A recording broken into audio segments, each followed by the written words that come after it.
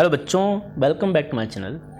आज मैं फिर से आप लोगों के सामने कुछ वर्ड्स प्रॉब्लम जो कि linear equation in two variable का पार्ट है लेकर आया हूँ। इनमें हम बहुत सारे words problem age related questions को सॉल्व करना सीखेंगे। यहाँ पे दो कंडीशन गिवन होगी और उन्हीं दो कंडीशन से आपको दो इक्वेशन फॉर्म करने हैं। इन दोनों इक्वेशन दो इक्वेशन होंगे वो linear equation in two variables होंगे। अब उन्हीं linear equation in two variables को हमें सॉल्व करके एजेस फाइंड करने हैं। अगले क्वेश्चन की बात करते हैं। 10 years ago age of mother was 3 times the age of the son. 10 years hence mother age will be 2 times the age of the son. यहाँ पे दो कंडीशन गिवन है बच्चों। यहाँ पे सन और मदर आपको दिख रही है। यहाँ पे दो कंडीशन गिवन होगी। इन दोनों कंडीशन को पहले आपको सेलेक्ट करना है।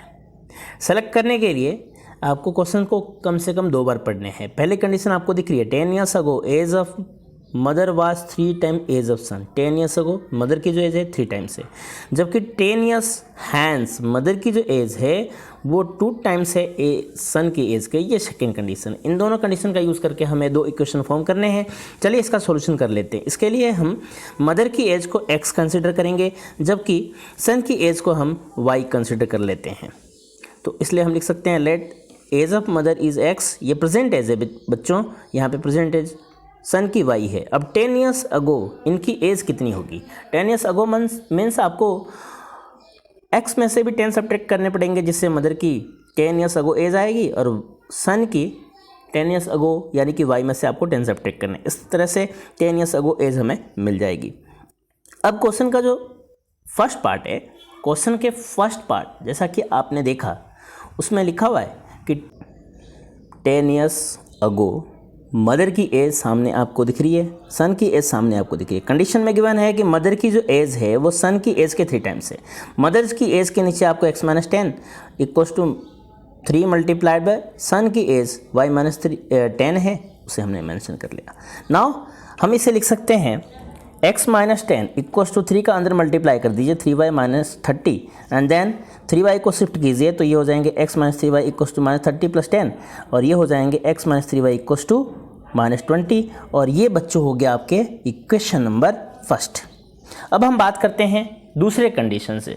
दूसरे कंडीशन से हम दूसरे इक्वेशन को फॉर्म करेंगे। इसमें लिखा हुआ 10 years hence। हैंस का मतलब होता है आफ्टर।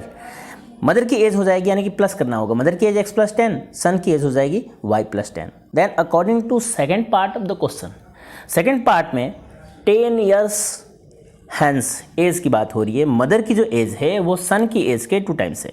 मदर की एज है x + 10, इसे मदर की एज के नीचे आपको लिख लेना, जबकि सन की एज है y + 10, इसके नीचे लिख लेना, बाकी वैल्यू को सेम टू सेम लिखना। देन मैं लिख सकता हूँ x + 10, 2 का मल्टीप्लाई किया 2y + 20 और इसे मैं लिख सकता हूँ x - 2y, क्योंकि 2y को हम x की तरफ शिफ्ट करेंगे। x - 2y इक्वल्स टू 20 - 10 हो जाएगा। x - 2y इक्वल्स टू ये हो जाएंगे 10 और इस तरह से ये बन गया आपके पास सेकेंड इक्वेशन। तो बच्चों आपने देखा कि दो कंडीशन है, दोनों कंडीशन का यूज़ करके हमने दो इक्वेशन को फॉर्म किया।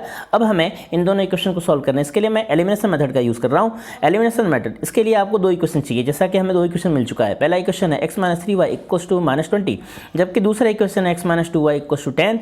अब हमें इन दोनों इक्वेशन को सब्ट्रैक्ट करने हैं। यहाँ पे आपको x वाला टर्म इक्वल दिख रहे हैं, इसलिए हमें इक्वल करने की आवश्यकता नहीं है, यहाँ पे ज़रूरत नहीं है, ये इक्वल पहले से ही है। और इसे सॉल्व करेंगे -3 + 2y -y equals to -30, y equals to 30 हो जाएंगे। नाउ y की वैल्यू को हमें किसी भी इक्वेशन में रख देना है।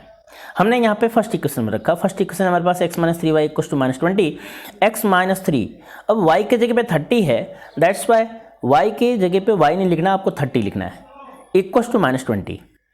देन मैं इसे लिख सकता हूँ x - 3 30 90 हो जाएंगे और इस तरह से इक्वल्स टू -20, 90 को 20 की तरफ शिफ्ट किया, x - 20 + 90 ये हो जाएंगे 70 के इक्वल। बच्चों यहाँ पे आपको मदर और सन के एज का रेशियो निकालना है। मदर की एज आपके सामने है 70, सन की एज है 30। रेशियो ऑफ मदर एंड सन हम लिख सकते हैं 70/30। यहाँ पे बच्चों 0 से 0 को आप कट कर सकते हो इजीली, ये कट हो जाएंगे। 70 में से 0 और 30 में से 0 को हमने कट कर दिया, दैट इज़ आपकी जो रेशियो है वो हो जाएगा 7/3। तो इस तरह से मदर और सन का आपको रेशियो मिल चुका है। अब हम अगले क्वेश्चन की बात करते हैं। Difference in the age of two girls, हमारे पास दो गर्ल्स है, उनके एज का डिफरेंस है 20. If 5 years ago the elder one of the two was 5 times as old as the younger one, find their present age. यहाँ पे ये पहली कंडीशन आपके सामने गिवन है. जैसा कि मैंने आपको बताया दो कंडीशन गिवन होगी. पहली कंडीशन है डिफरेंस इन देयर एज. यहाँ पे दो गर्ल्स दिख रही है, एक की एज हमने x मान ली, दूसरे की एज हमने y years मान ली. पहली कंडीशन आपको ये दिख रही है. इस पहली कंडीशन से आपको पहला इक्वेशन फॉर्म करना होगा, जबकि दूसरी कंडीशन आपके सामने है. If 5 years ago the elder one of the two was 5 times as old as 1. तो ये आपके पास सेकेंड कंडीशन है बच्चों. अब ये दो कंडीशन मिल चुकी है. अब यहाँ पे हम दो इक्वेशन को फॉर्म करने वाले हैं. तो चलिए हम इसका सॉल्यूशन कर लेते हैं. सॉल्यूशन करने के लिए आपको यहाँ पे क्वेश्चन में दिख रहा है, पहले को तो आपने x कंसिडर किया जबकि दूसरे को आपने y कंसिडर किया. तो डिफरेंस बिटवीन देम इज 20 है. दैट इज मैं लिख सकता हूँ x minus y equal to 20. ये हो जाएगा आपका पहला इक्वेशन. दूसरे इक्वेशन के लिए आपको क्वेश्चन का दूसरा पार्ट देखना है. दूसरा पार्ट कह रहा है 5 years अगो, पहले अपन एज निकाल लेते हैं. 5 years अगो ओल्डर जो है गर्ल्स है उसकी एज हो जाएगी x माइनस 5 अगो मीन्स बिफोर, जबकि यंगर की जो एज है वो हो जाएगी y माइनस 5 के इक्वल. बच्चों अब हम कंडीशन देखते हैं जो क्वेश्चन में हमारे गिवन है. एल्डर जो गर्ल है उसकी जो एज है वो यंगर गर्ल की 5 times है. दैट इज मैं लिख सकता हूँ elder girls is equal to 5 multiplied by younger girls age. Now elder girl की जो एज है x माइनस 5 उसे नीचे लिख लीजिए. इसके बाद 5 मल्टीप्लाइड बाई वाई माइनस 5. 5 का हमने अंदर y माइनस 5 से मल्टीप्लाई किया. इसे मैं कुछ इस तरह से लिख सकता हूँ x minus 5 equal to 5y equal minus 25. अब 5y को x की तरफ शिफ्ट कर दीजिए क्योंकि वेरिएबल की तरफ होते हैं. तो ये हो जाएंगे x minus 5y then minus 25. 5 minus 5 को 25 की तरफ शिफ्ट कीजिए तो ये हो जाएंगे माइनस 25 प्लस 5. इसे लिख सकता हूँ x minus 5y equal to minus 20. ये हो गया आपके इक्वेशन नंबर सेकेंड. बच्चों अब हम इस क्वेश्चन में सब्स्टिट्यूशन मेथड का यूज़ करने वाले हैं ताकि आपको सब्स्टिट्यूशन भी बड़े इजी तरह से समझ में आ जाए. इसके लिए हमने फर्स्ट इक्वेशन को लिया. फर्स्ट इक्वेशन जैसा कि आपको पता है x minus y equal to 20. Then हम x की वैल्यू निकाल लेते हैं y को दूसरी तरफ शिफ्ट करने के बाद. तो ये हो जाएंगे x is equal to 20 plus y. अब इस x की वैल्यू को हम सेकेंड इक्वेशन में रिप्लेस करेंगे. सेकेंड इक्वेशन हमारे पास है x minus 5y equal to minus 20. अब x के प्लेस पे हमने लिखा 20 plus Y then minus 5y को as it is equal to minus 20. अब इसे सॉल्व करेंगे तो ये होगा 20 minus 4y equal to minus 20. 20 को माइनस 20 की तरफ शिफ्ट करेंगे तो minus 4y equal to minus 20 minus 20.